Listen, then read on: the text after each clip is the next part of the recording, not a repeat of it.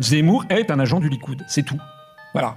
Salut tout le monde, j'espère que ça va. Donc aujourd'hui, nouvelle vidéo zapping. Aujourd'hui les amis, on retourne sur X, se regarder encore énormément de posts. Comme d'habitude, on ne perd pas de temps, petit like pour la force, petit commentaire pour le référencement. Let's go, on commence avec la première séquence insolite de la vidéo qui nous vient de Kim Jong-un, qui a marqué l'influenceuse Poupen Kenza qui dit gagner 100 000 € par mois dans certaines vidéos et un logement à Dubaï se vante de toucher 5 000 € de la CAF. À quoi servent les contrôles de la CAF? Je touche la CAF. J'ai obtenu mon ouverture de droit à la caisse d'allocation familiale. Dans mes droits, mes poupettes sont compris. Les allocations familiales, donc j'ai 3 enfants, c'est 344 €. Et l'allocation de base, En gros, je vais toucher environ 5 000 €. Réclamez vos droits, peu importe qui vous êtes. En France, on a tous les droits. Peu importe combien vous touchez, peu importe combien vous gagnez. Si vous rentrez dans les classes de droit, vous avez des droits. Oui, j'ai payé mon loyer 2 ans à l'avance, quand mes comptes n'étaient pas bloqués, et donc quand j'étais quand j'avais encore de l'argent, on va dire. Aujourd'hui, est-ce que pour vous, je peux avoir de l'APL, même si j'ai payé 2 ans à l'avance? Parce que là, oui, certes, j'ai déjà payé. Mais s'ils me donnent de l'APL sur ce que j'ai payé, si j'ai le droit, ça me permettrait d'avoir un peu plus d'argent. Alors les mecs, moi ce que j'ai compris, c'est qu'elle a une société qui génère 100 000 € par mois, mais elle ne se verse pas de salaire. Donc à partir de ce moment-là, elle peut toucher la CAF. Dites-moi si je me trompe, hein, pour ceux qui s'y connaissent vraiment. Bref, on enchaîne avec le post de Taz, et là ça parle. Alors les mecs, c'est une folie. Moi, à chaque fois que je vois ce genre de séquence, je me demande si les gens sont réellement en France. Je me dis à chaque fois, toi, j'essaye d'être rationnel, je me dis c'est pas possible que ce soit un Français, ça doit être un Qatari qui n'en a rien à foutre et qui peut envoyer des 10 000 € comme ça. Parce que là, c'est un viewer qui a envoyé 2400 subs à une meuf qui s'appelle Anne Yaris, et les 2400 subs, ça équivaut à 10 000 € les mecs. C'est une folie, regardez. Bien. Merci pour les 200 subs. Du coup, Live Cuisine, merci beaucoup, merci pour les 200 subs encore, je sais pas il y a eu combien. Mais j'ai peur de mal remercier du coup, mais merci beaucoup frérot. C'est une dinguerie, c'est une giga dinguerie, merci. Merci pour Anne. Merci, donc... Merci, ça rembourse le like qui n'a pas été fait lundi du coup. Mais en vrai de vrai les mecs, le seul souvenir qu'elle aura de ce type, c'est « Ah oui, le mec qui m'avait envoyé 10 000 €. » C'est une folie, j'arrive pas à comprendre ça. Claquer 10 000 balles pour qu'une meuf te dise merci frérot en t'appelant par ton arrobase, le tout en oubliant ton existence dans 10 minutes. Ouais. Du coup, on enchaîne avec le post de Alex, c'est avec Hanouna qui fait du conseil en investissement au calme à la radio. Qu'est-ce qu'ils s'en foutent en fait? Ils préfèrent, et moi je préfère qu'ils prennent de la pierre et qu'ils disent voilà, je vais mettre un apport, je sais pas de truc, et je vais prendre un crédit sur 10 ans, et là dans 10 ans il va avoir un deuxième, il va avoir un truc où il va être propriétaire, il a 30 ans. À 40 ans, il va être propriétaire déjà d'un truc qui va valoir x2. Donc pour moi, il n'y a même pas de... Alors déjà, Amélie, ça se voit que c'est un riche. En fait, il te dit, ouais, tu mets un apport de je sais pas combien, et dans 10 ans, tu auras remboursé. C'est ça qu'il dit. Mais lui, en fait, ce qu'il n'a pas compris, c'est que tous les Français n'ont pas ses revenus à lui. Tous les Français ne mettent pas le niveau d'apport qu'il peut mettre pour finir un crédit au bout de 10 ans. Premièrement. Deuxièmement, les taux sont entre 3,5 et 3,80. Donc, faire un x2 sur un produit que tu as acheté il y a 10 ans, je sais pas où tu l'achètes, franchement. Non, il est hors sol, il est clairement hors sol. Du coup, on enchaîne avec le post de BFM TV, c'est marqué « J'ai vu des gens pleurer autour du camion parce qu'ils pouvaient manger jusqu'à la fin du mois. À 40 centimes le kilo, les pommes de terre de Jérémy rencontrent un franc succès en vente directe. » J'ai vu des gens pleurer autour du camion parce qu'ils pouvaient manger jusqu'à la fin du mois. 6 € les 15 kilos, ça revient si je me trompe pas à 40 centimes le kilo. On a gagné 1 € par rapport à l'an dernier. Allez, on envoie, on est parti, on a la patate à Oni. Salut, c'est Robin de BFM. Depuis 5 ans maintenant, Jérémy, qui est agriculteur dans le nord de la France, sillonne les communes d'Île-de-France où il propose ses récoltes en vente directe et à prix réduit. Alors ce samedi matin, on est venu pour les pommes de terre parce que la qualité. J'en récupère autant pour moi que pour des proches et que pour des amis. Aujourd'hui, la distribution a lieu à Oni, c'est dans le Val d'Oise, il est 8h30, le camion vient à peine d'arriver, qu'il y a déjà beaucoup de monde. Depuis le Covid, on est arrivé sur les parkings, dans les villes, les élus, les administrés ou les associations nous disent est-ce que vous pouvez venir avec le camion? Ah bah voilà les habitués, il y a une quinzaine de jours c'était encore dans nos champs, il est magnifique. Oh là là, et ça serait sympa de voir Karine Le Marchand sur le camion. Ici, le sac de 15 kg de pommes de terre est vendu au prix de 6 €. Le prix est attractif, oui. Quand vous voyez le prix des fruits et des légumes, je reste un petit peu sidéré. Le pouvoir d'achat est un vrai sujet, hein. Les gens me disent souvent merci. 15 kilos à 6 €, c'est donné. Moi je trouve que c'est donné par rapport à quand on achète 5 kilos sur le marché, c'est plus cher. Et c'est un prix qui permet de nous rémunérer, de payer aussi les salariés que j'ai. Et les mecs, regardez ces sacs de pommes de terre. Regardez bien ça. L'autre fois, je le disais à ma femme, quand on était chez Lidl, je me disais qu'en fait, il n'y avait plus ce genre de sac de pommes de terre. Là, c'est 15 kilos, tu vois. Ça n'existe plus, les mecs, les gros sacs comme ça. Et je me rappelle que quand j'étais petit, quand c'était en francs, il n'y avait que ce genre de sac, les mecs. Maintenant, c'est que des petits sacs. Et genre, ils te disent que c'est pas cher, mais en fait, quand tu regardes au poids, c'est super cher, les mecs. Hein. Aujourd'hui, le prix de la pomme de terre s'est effondré. On était un petit peu plus cher l'an dernier. Et je me rappelle même qu'à l'époque, il y avait un mec qui passait dans le quartier et qui vendait du lait frais, tu vois. Plus rien. On a rebaissé notre prix, là on est à 40 centimes du kilo. L'idée c'est d'avoir un tarif qui est honnête vis-à-vis des consommateurs. Ça c'est le champ sur la route de Bredouille, c'est ça papa? Ces patates elles viennent de France, elles viennent d'Oudekerque, c'est un petit village entre Dunkerque et Lille. Mes parents sont agriculteurs là-bas et cultivent ces pommes de terre et des choux-fleurs. Ça fait environ 1 heure que le camion est installé et il y a déjà un tiers de la marchandise qui a été vendue. Bonjour madame. Un sac, ça fait 6. Ouais, j'ai juste un petit monnaie, je suis désolé. Pourquoi? Pour les gars et les cafés. La dame, elle nous offre un petit café. C'est gentil, merci madame. Vous êtes très gentil. Assez régulièrement, les gens sont sympas avec nous. S'il y a des commerces à proximité, ils vont nous chercher soit des croissants, soit un petit café. Depuis que l'opération existe, la fréquentation de ces ventes en circuit court ne cesse d'augmenter. Allez, avancez.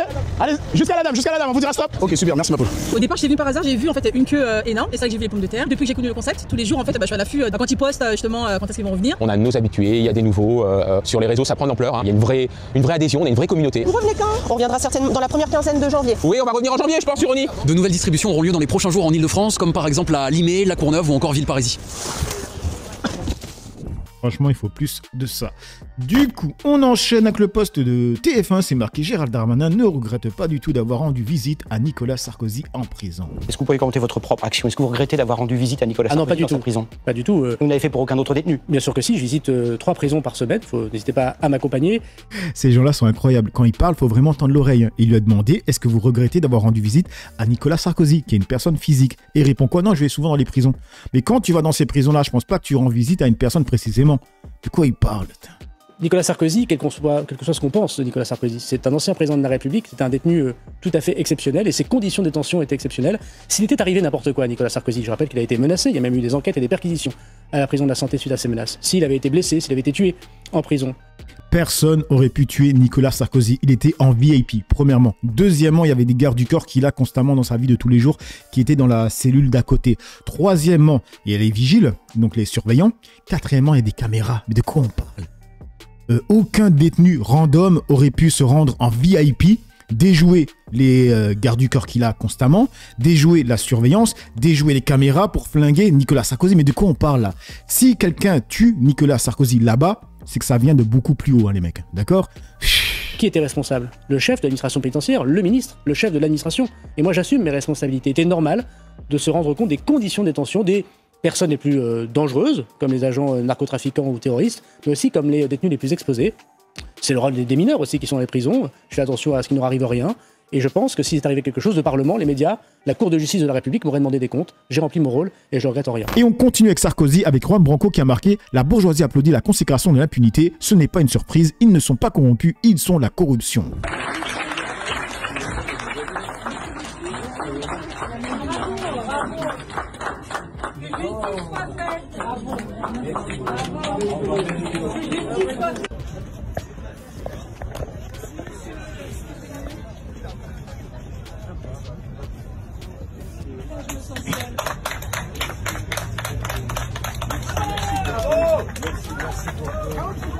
Merci. Comment allez-vous?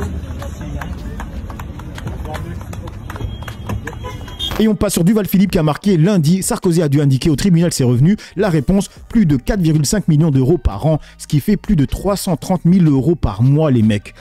Et nous continuons à payer la voiture, le chauffeur, le cuisinier, les secrétaires, les locaux et aussi la sécurité.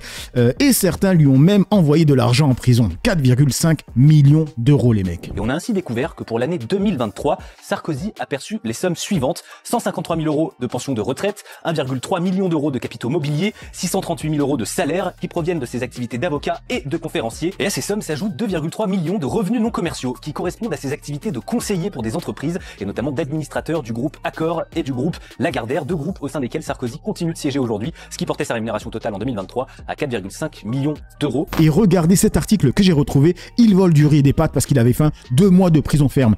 Sarko, il a même pas fait un mois. Il a même pas fait un mois. Lui, il vole du riz et des pâtes parce qu'il avait faim. Il a fait 2 mois, les amis. On regarde vite fait. Donc, un jeune homme SDF de 18 ans qui s'est introduit dans une maison et c'est là qu'il a volé le riz et les pâtes. Donc, il a été condamné à 2 mois de prison ferme par le tribunal correctionnel de Cahors. Son avocat parle d'un nouveau chapitre des Misérables. 2 mois pour du riz et des pâtes. Et une infraction, ok, une infraction.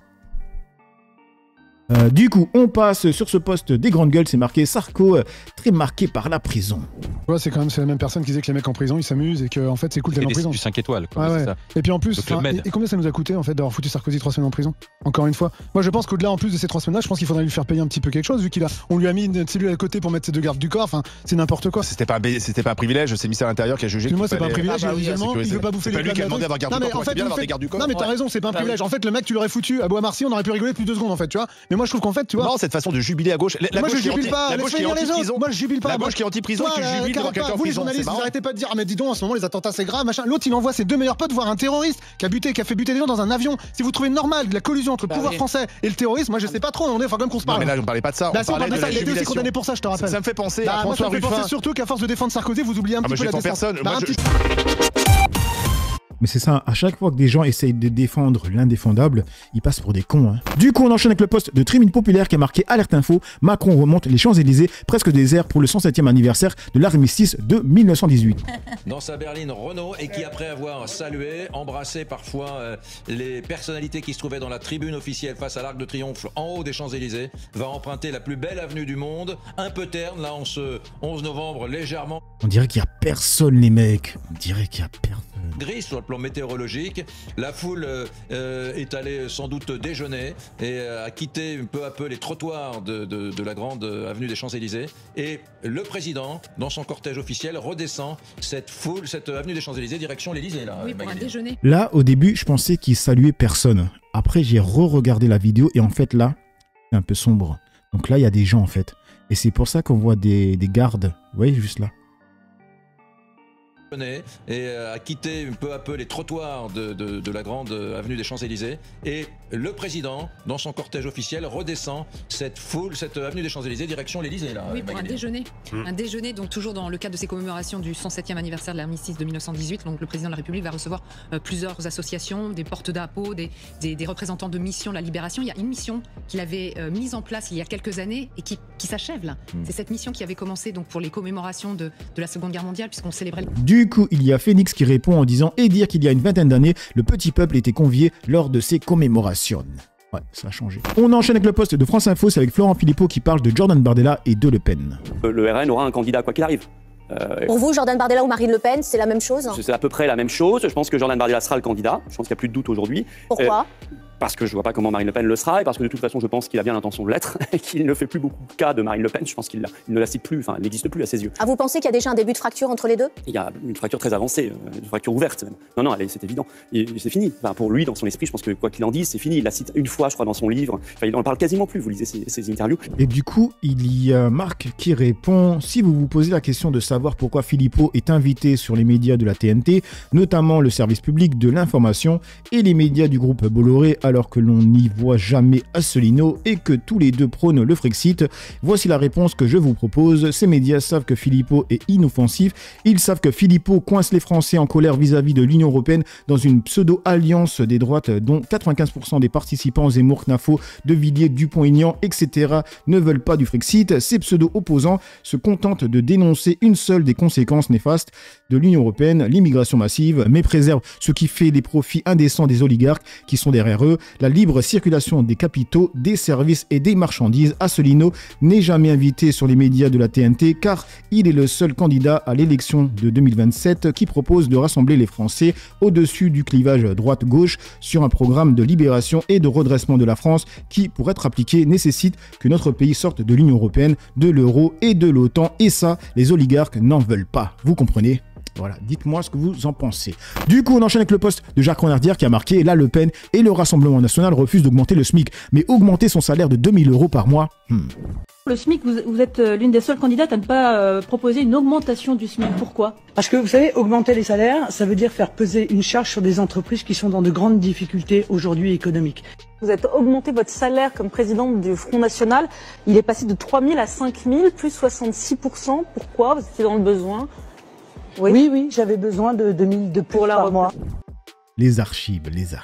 Et on enchaîne avec le post de Ronan Gervais qui a marqué « Éric Zemmour se distingue sur la scène politique par un engagement qui va au-delà de la simple ambition personnelle d'accéder au pouvoir. » Ben voyons. Ce combat, il est tout à fait logique qu'on le mène ensemble parce que c'est le combat d'une vie. Moi, je ne prends pas la vie politique comme un job. Ce qu'on fait, c'est pas un métier. Moi, je cesse pas d'être une patriote française à 18h et les jours fériés. Donc ce combat, il est tout à fait logique qu'on le mène ensemble parce que c'est le combat d'une vie. C'est le combat pour nos idées. Vous comprenez ce que je veux vous dire? Alors je vais même vous dire, je pense que notre duo nous donne une force inouïe. Et c'est à nous d'être justement assez forts pour toujours éviter le huis clos, pour éviter de s'empêcher de se dire les choses. Mais je pense que vous pouvez le comprendre, l'omerta, c'est pas tellement le genre de la maison. Qui a le plus d'ambition dans votre couple? On a la même ambition pour la France tous les deux. Quelle est notre ambition, si vous voulez? Tous les deux, je pense qu'on peut dire, lui sans doute plus que moi, on réussissait très bien notre vie par ailleurs. Moi, j'étais serviteur de l'État, j'étais magistrate à la Cour des comptes, je n'avais aucun problème à me poser, ni pour ma situation financière, ni pour ma situation professionnelle, ni pour le statut social que j'aurais aimé avoir. Tout allait bien. Éric Zemmour, je vous fais pas un dessin. Vous savez ce qu'il a perdu. Donc, à l'écouter, parce qu'elle a quitté une situation confortable, elle prouve qu'elle fait pas ça pour l'argent. On peut dire la même chose avec Macron. Il était un banquier à succès, il faisait beaucoup d'argent, il aurait pu rester là où il était. Lui aussi, il a quitté ça pour être président. Ils font pas ça seulement pour l'argent, ils font ça pour avoir le pouvoir, pour avoir du pouvoir. Et en même temps, quand tu as du pouvoir, tu as de l'argent. Ils veulent cette sensation de se sentir important. Tu sais, comme Yael Braun-Pivet quand elle arrive et qu'il la salue comme si c'était le roi soleil. C'est ça qu'ils veulent en fait, tout simplement. Rien dire ce qu'elle a dit. À la fois financièrement, en termes de statut, etc. Nous, notre ambition, on l'a posée en 2022 et on a continué, elle est de défendre les intérêts des Français. Donc, vous avez remarqué que malgré les difficultés, malgré la déception du score à la présidentielle, nous avons continué. On a une ambition immense qui est de défendre les intérêts des Français au Parlement européen. Donc, parce qu'ils ont fait un mauvais score et qu'ils ont continué, ça prouve qu'ils sont honnêtes. Je sais pas, je vais donner encore un exemple pété, mais imaginez un sportif de haut niveau qui sait que quand il va être premier, il va gagner 1 million. Et que la première année, il essaye et il rate. Il réessaye. Et 2 ans après, il n'arrive toujours pas et il dit aux gens, vous voyez, je réessaye constamment. Ça prouve bien que je le fais seulement pour être champion, pas pour les 1 million. Ça veut rien dire. C'est pas parce que tu te merdes et que tu réessayes que ça prouve que tu le fais pour des bonnes raisons, en fait. Je sais pas. Il y a que moi qui tilte comme ça. De dire la vérité sur ce qu'il se passe à Bruxelles à nos compatriotes et de dire au Parlement européen la vérité de ce que pensent les Français. Vous pensez qu'Éric Zemmour sera un jour président de la République? Je l'espère. En tout cas, je l'espère pour la France. Elle se voit bien comme la... Bon, ça n'existe pas, mais la première dame. Du coup, on enchaîne avec le post de Salsa qui a marqué Zemmour, un agent du Mossad. Le problème, c'est que je n'ai pas les mêmes soutiens que Zemmour, et ce que je propose n'a rien à voir avec Zemmour. Parce que Zemmour ne propose pas de sortir de l'UE, ni de l'euro, ni de l'OTAN. Zemmour propose de tout faire pour qu'il y ait une guerre civile en France, parce qu'il n'a aucune solution à part jeter de l'huile sur le feu, tous les jours jeter de l'huile sur le feu, pour qu'au bout du compte, les Français se disent, finalement, la France est dans la même situation qu'Israël. Il le dit maintenant, hein. Zemmour est un agent du Likoud, c'est tout. Voilà. Du coup, ça dit quoi dans les commentaires? L'escroquerie Zemmour ou l'art de manipuler l'opinion en créant une fausse opposition contrôlée. Pourquoi est-il invité prime time dans tous les médias? Car il est agent du système, sinon il serait écarté comme le sont tous les vrais opposants. D'où vient l'argent? Qui le finance? Julien Madar, un agent Rothschild comme Macron, qui gère sa com, Mimi Marchand, repris de justice proxénétisme, qui gère celle de Macron. Sa mission, détourner l'opposition patriote. Du coup, on termine avec ce post de l'ex-spectateur qui a marqué Vincent Lapierre, reporter français d'extrême droite, interroge une Française au sujet du génocide à Gaza. Dans sa réponse, celle-ci exprime son soutien au peuple palestinien. Bonjour mesdames. J'ai un petit sujet, regardez, Israël-Palestine. Qu'est-ce que vous pensez, vous, de la situation là-bas? C'est dramatique. Et oui. Et vous, votre cœur penche de quel côté? Si toutefois il penche d'un côté. Des Palestiniens. C'est vrai, pourquoi? Dites-moi. Parce que ces pauvres gens, ils subissent sans raison, je trouve, par rapport au Hamas. Sans raison, alors là, l'armée israélienne vous dirait, attention, ils ont fait le 7 octobre. Je sais bien. Il y a des otages à Gaza. C'est le Hamas. Oui, c'est le Hamas. Ah, vous distinguez les Palestiniens du Hamas. Ah, tout à fait. Ah oui, moi je parle du peuple palestinien, moi. En fait, cette femme, elle fait juste preuve de bon sens. Elle dissocie le Hamas des Palestiniens, des civils innocents, tout simplement. Et les gens comme lui, ils n'arrivent pas à faire ça pour eux. Les Palestiniens, c'est le Hamas. Du coup, c'est ok de les bombarder, même s'il y a des enfants. Et c'est pour ça qu'ils se pensent légitimes de défendre l'indéfendable. Hein. Parce que pour eux, le Hamas, c'est toute la population. Hein. Pourtant, les Gazaouis ont voté pour le Hamas. Bon, c'était il y a longtemps. Mais ils ont voté pour le Hamas. Mais c'est quoi ce raisonnement de dégénéré? Donc parce qu'ils ont voté pour quelqu'un, c'est normal qu'on puisse les bombarder? Donc demain, si la Russie bombarde les civils innocents en Ukraine, c'est ok. Si les Ukrainiens bombardent les civils innocents en Russie, c'est ok. C'est quoi ce raisonnement, sérieusement? De toute façon, il n'arrivera jamais à éradiquer le Hamas. Hein. C'est pas en s'en prenant à Gaza qu'il va arriver à supprimer le Hamas. Hein. Donc comment on va faire? Comment ça va se terminer tout ça? Vous n'avez pas une solution, vous? Malheureusement, non. Eh oui. Ouais. Dramatique à notre époque de voir cela. Elle a quand même mis en PLS en 1 minute, juste en répondant de façon rationnelle et logique. Incroyable. Il passe vraiment pour un dégénéré, là. Bref, donc voilà les amis pour cette petite vidéo zapping réaction. Dites-moi ce que vous en pensez dans l'espace commentaire, dans la joie, la bonne humeur, sans insulte comme d'habitude. N'oubliez pas le petit like pour la force, petit commentaire pour le référencement. J'ai assez parlé pour le peu que j'ai parlé, à vous d'écrire. Ciao tout le monde.